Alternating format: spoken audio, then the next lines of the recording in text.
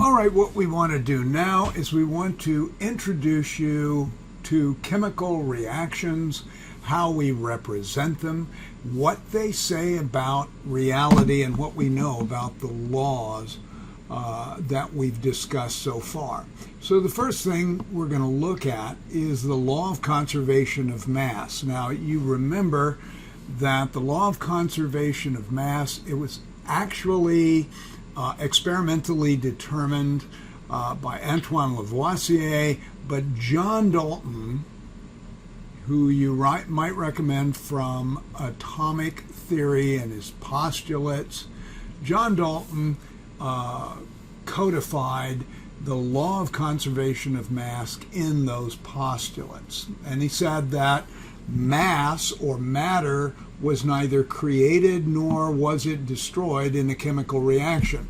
So what that means is, let's say I have two molecules of hydrogen.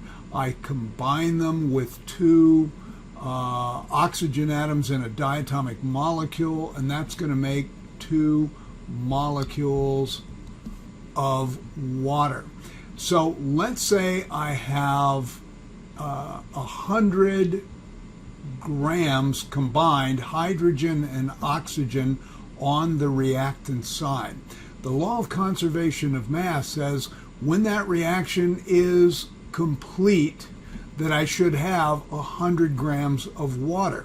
That just is saying that none of the mass of the hydrogen and oxygen is being destroyed, nothing's being created, it's simply being transformed into 100 grams of water once the reaction has been completed. And that is the law of conservation of mass that guides us in doing what we call balancing chemical reactions. Stoichiometry, peculiar word, which literally means measurement of the elements. So stoichiometry is the recipe for making stuff. All right, so if I'm going to make water, this is the recipe that I use for making water. And so that is what stoichiometry represents, the measurement of the elements. So chemical reactions, let's start at the beginning.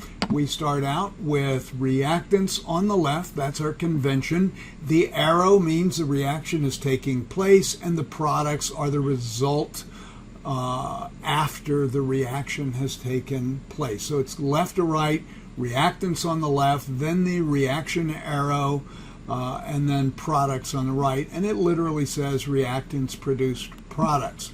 Another way to write our chemical reactions, we could say A reacts with B. Remember, these are the reactants over here on the left. Produces C. This is the chemical reaction taking place. That's the arrow. And they produce our product C. And that is typically the way we write chemical reactions symbolically. We could also do it with representations of molecules. This would be two diatomic yellow molecules. So we have 4 atoms that are yellow. We have 2 atoms that are red in a diatomic molecule here. There's only one of that diatomic molecule, but 2 atoms. And then over here we have 2 molecules of a compound that we made out of the yellow and red atoms. That's another way of representing that. So a chemical reaction, a chemical equation is just a recipe on the atomic level for creating new molecules from existing molecules or atoms. A balanced chemical equation is an expression of the law of conservation of mass. And so there's another way that we can express that. This is our familiar making water out of 2 molecules of hydrogen, 1 molecule of oxygen. And so you can see that this is 2 times 2, which is 4 hydrogen atoms. 1 times 2, which is 2 oxygen atoms. Here I have 2 times 2, which is 4 hydrogen atoms 2 times, and there's an understood 1 subscript here, so that it would be 2 oxygen atoms. So I have the same number of each type of atom on both the reactant and the product side. I've obeyed the law of conservation of mass. That reaction is balanced. Okay, so let me show you how to analyze this. So here is just the reaction of hydrogen with oxygen to make water. The problem is it's not a balanced reaction. This just says hydrogen reacts with oxygen to make water. Well, we know that's true, but we need to balance it. Okay, and so going through this in balancing, I'm going to go straight to that. This is not a balanced chemical reaction. We need to obey the law of conservation of mass. So let's go on and let's take a closer look. Here we have H2 plus O2 makes water. We have 2 hydrogen atoms on the reactant side, 2 hydrogen atoms on the product side. And hydrogen is happy. We've got 2 oxygen atoms on the reactant side, but only 1 on the product side. So what we're going to do is we're going to change what we call the coefficient. This is just saying I have 2 water molecules.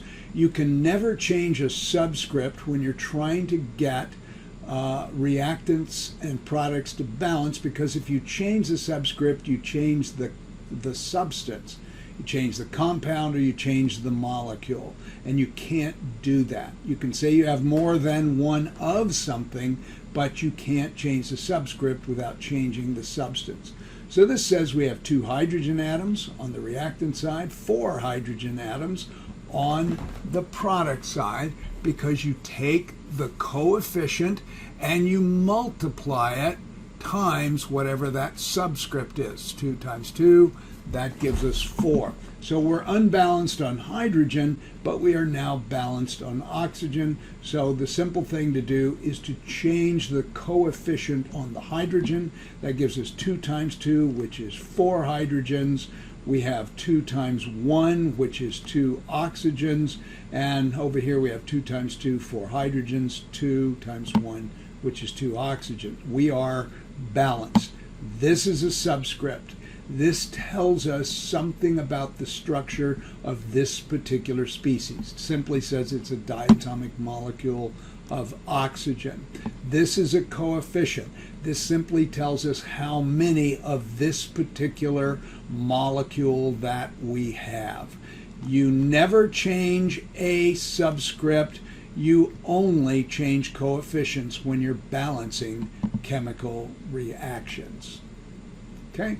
Now this reaction is balanced. All right, let's go ahead and let's take a look at a couple of other features of chemical equations.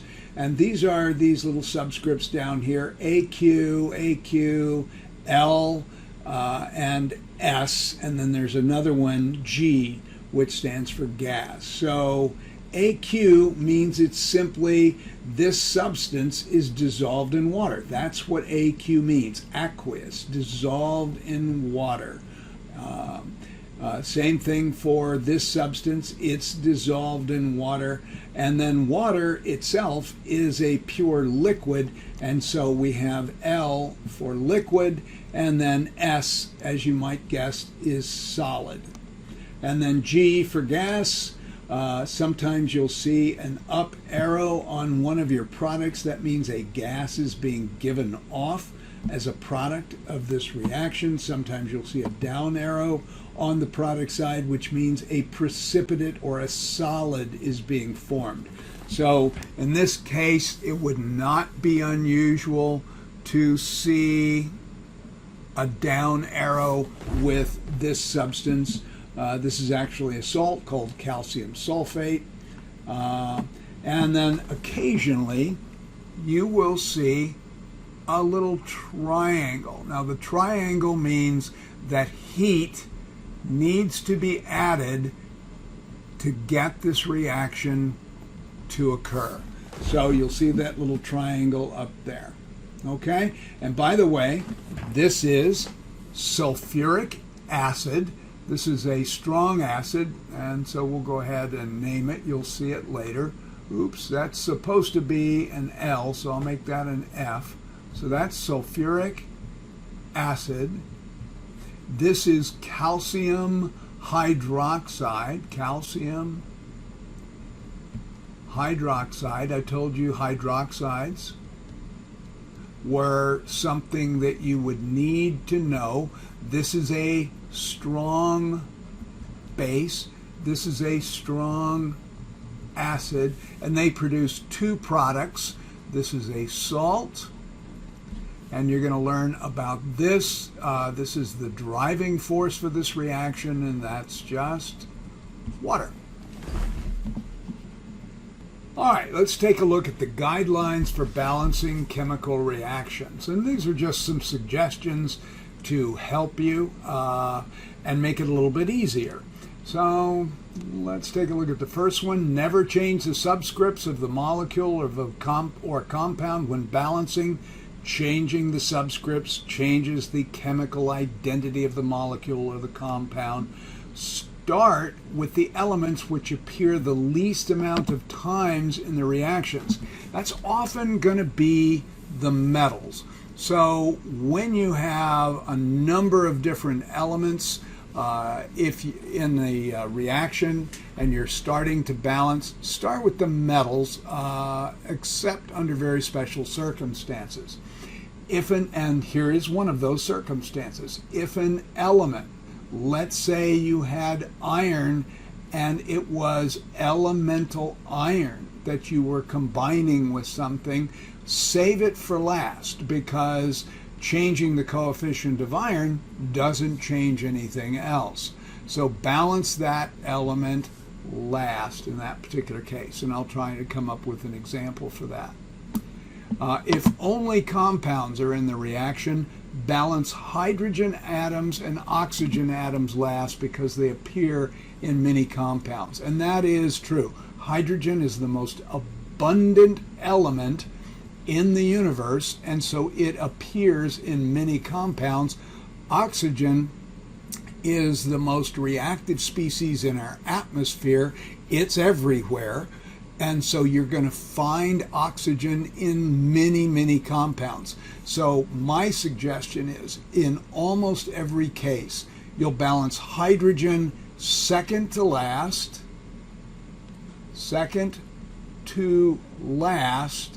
if oxygen is present. And in almost every case, you're going to want to balance oxygen last. Okay? And I'll show you one exception to that. And we're going to obey the law of conservation of mass. That's all we're going to do here, is obey law of conservation of mass. Now, all that means is I need to have the same number and type of atom on the product side. This is the reactant side, as I do on the product side. Now, this is telling me that the blue atoms, that's these guys right here, this is nitrogen, okay? And I might write that as N2. So anywhere you see the blue atoms, that's N2. These guys right here, these are atoms of hydrogen. And you can see those are diatomic as well. And so here is the reaction that I have. I have N2 plus H2. And what I am making is ammonia, which is NH3. So over here, I'm going to have a molecule that has nitrogen and 3 hydrogens attached to it. And those are just a lone pair or a non-bonding pair of electrons up there. You don't need to worry about that. But this is the molecule I'm making, NH3. That's what it looks like. So over here, I have NH3. Now, I'm just going to count up the number of molecules of nitrogen I have. 1, 2, 3. So that means I have 3 of those. That means I have 3 times 2, 6 atoms of nitrogen. That means over here on the product side, I need to have 6 atoms of hydrogen. And we know that NH3 only has 1 atom of hydrogen per molecule of ammonia. So automatically I know that that's going to be 6 for a coefficient for the ammonia. So I'll have 6 of these guys floating around in here if this reaction is complete. Now let's take a look at the hydrogen just to finish this out. I count 1, 2, 3, 4, 5, 6, 7, 8, and 9. And I should have known that. Oops.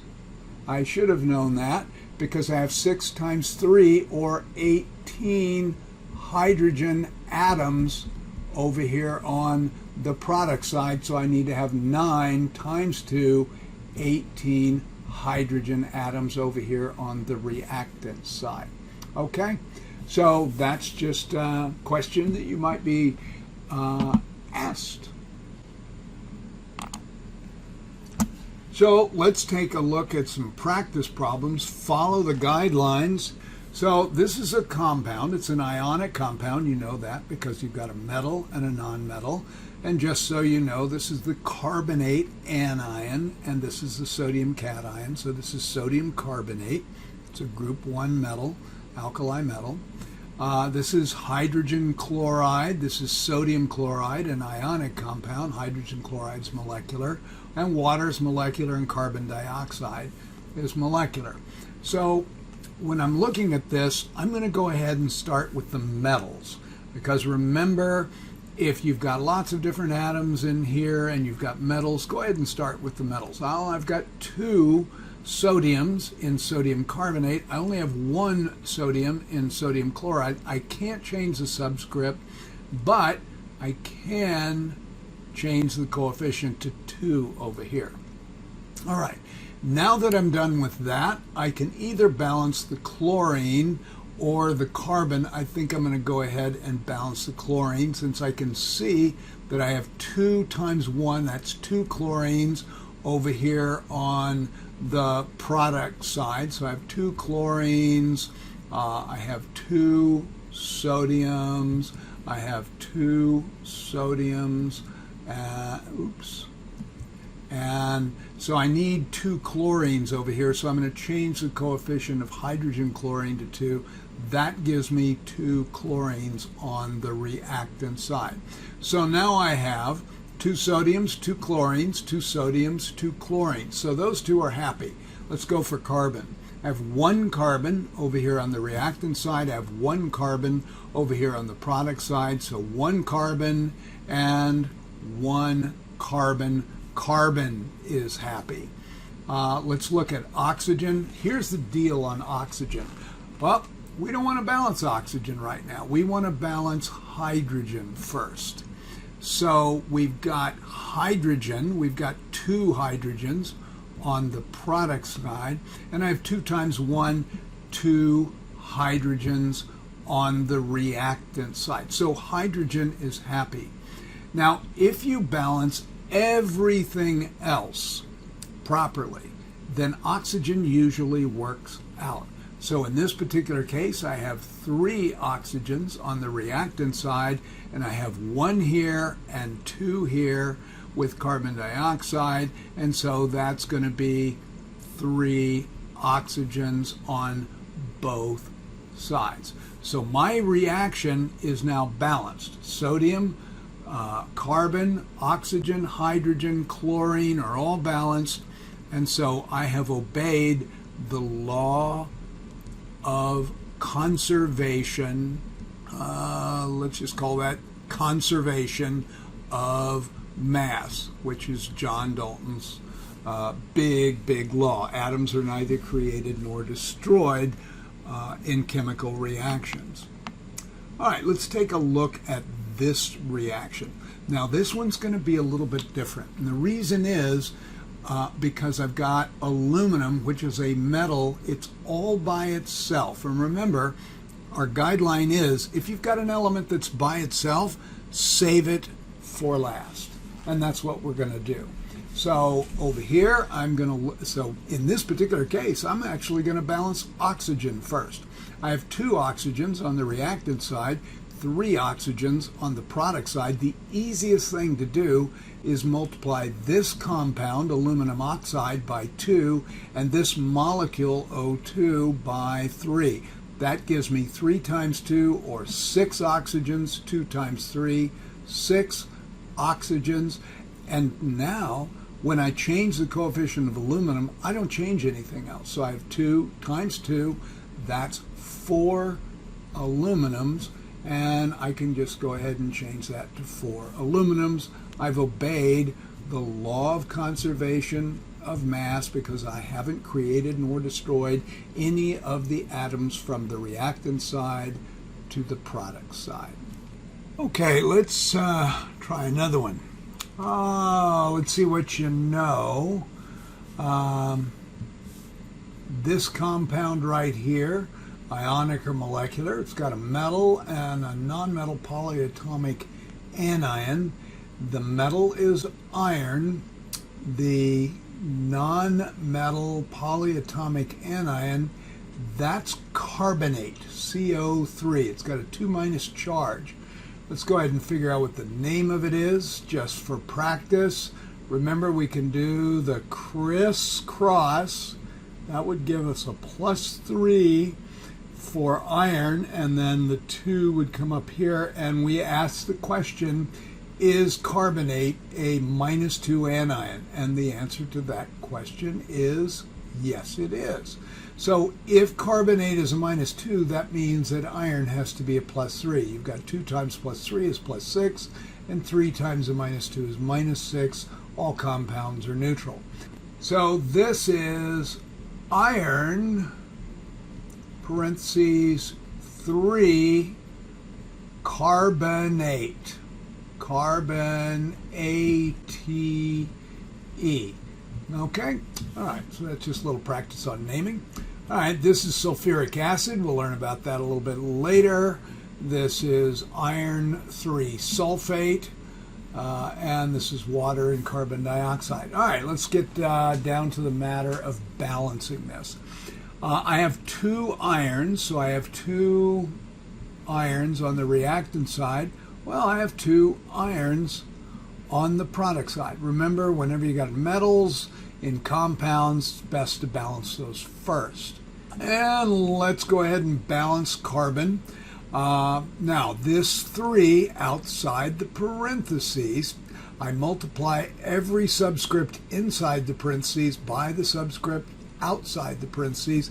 Tells me I have 3 carbons on the reactant side. Over here on the product side, this is just 1 carbon, so I need to change the coefficient. Remember, don't change the subscripts, just change the coefficients.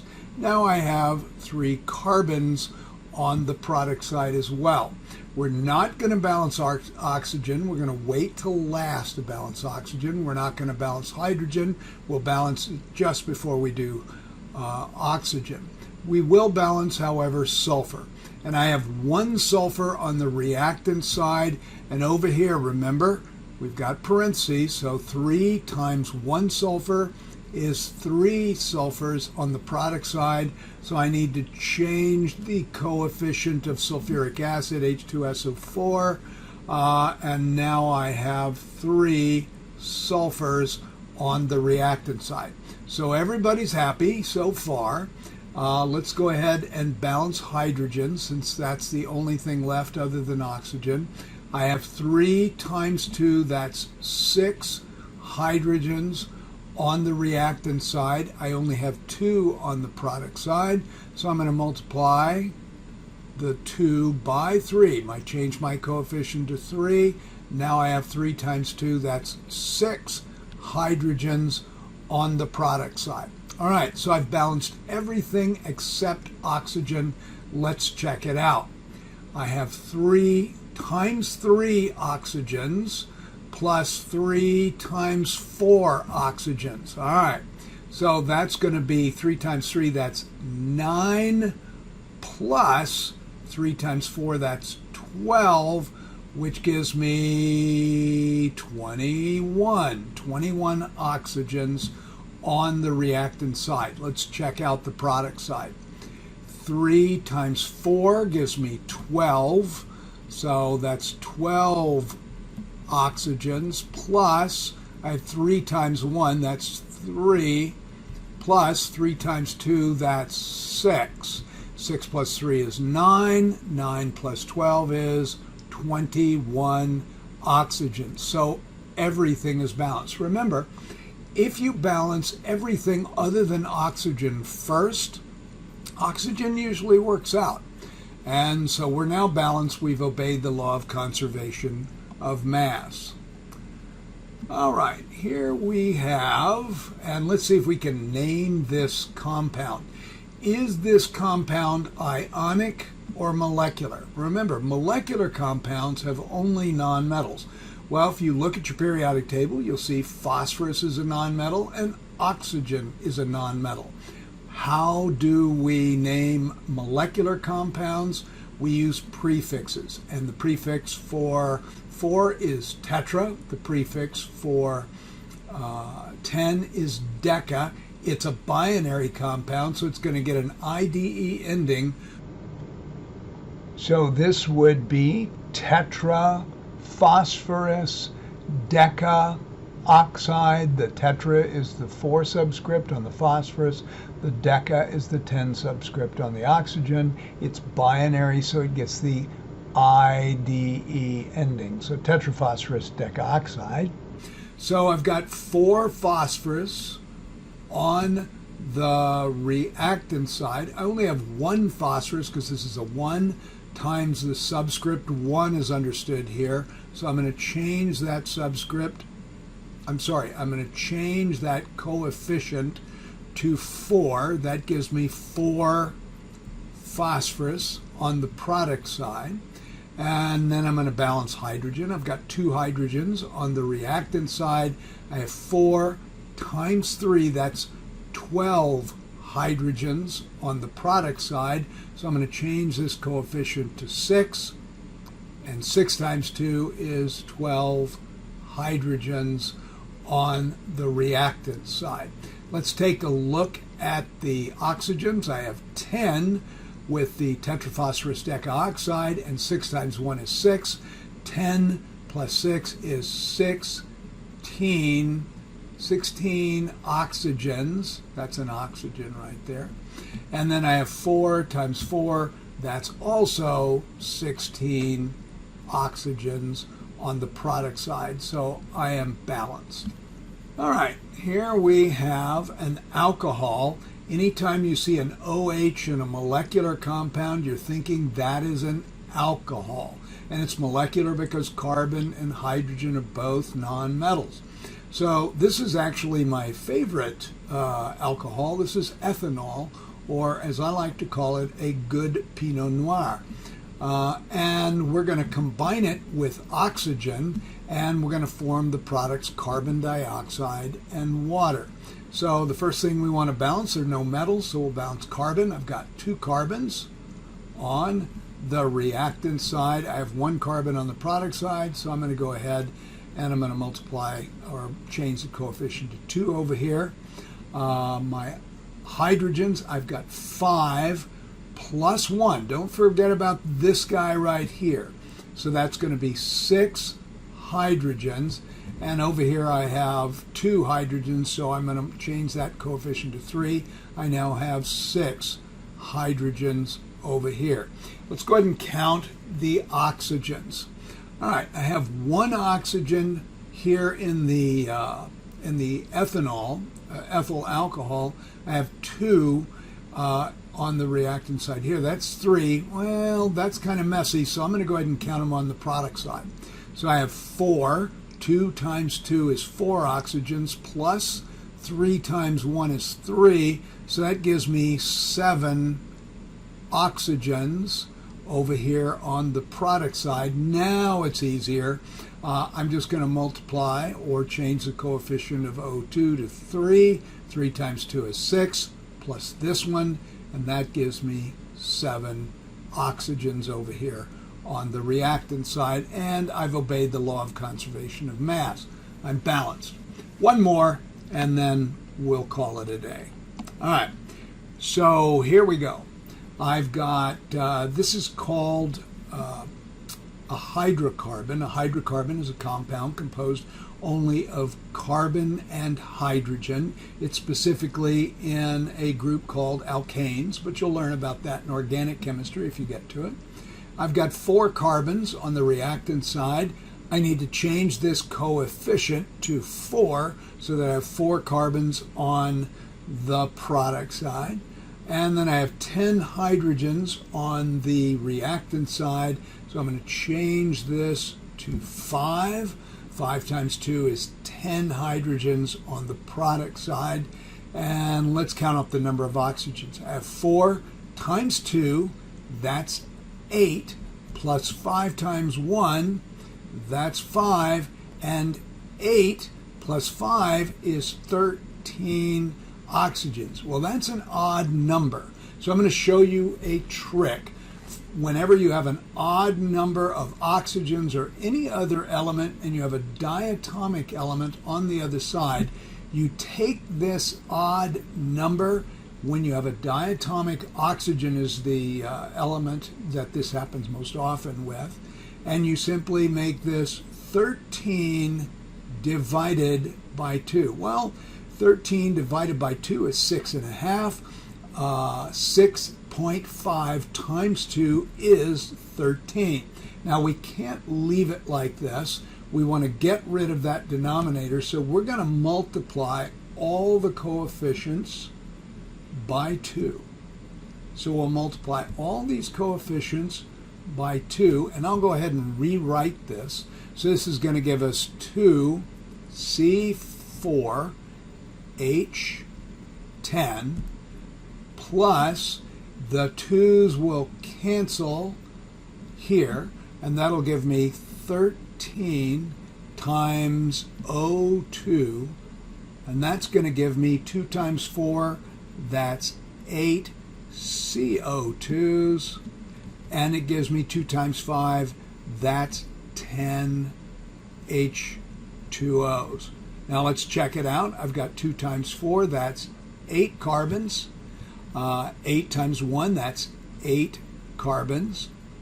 And I've got 2 times 10, that's 20 hydrogens.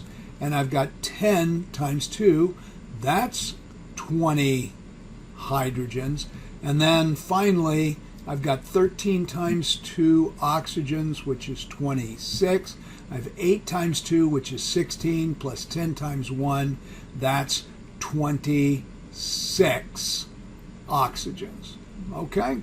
And so now I know my reaction is balanced. So the trick here is when you get an odd number of a diatomic element on one side and it's diatomic on the other side, just take that odd number, divide it by 2, and then multiply through by 2, and that will clean up your reaction and enable you to balance it. But you got to multiply all the coefficients by 2.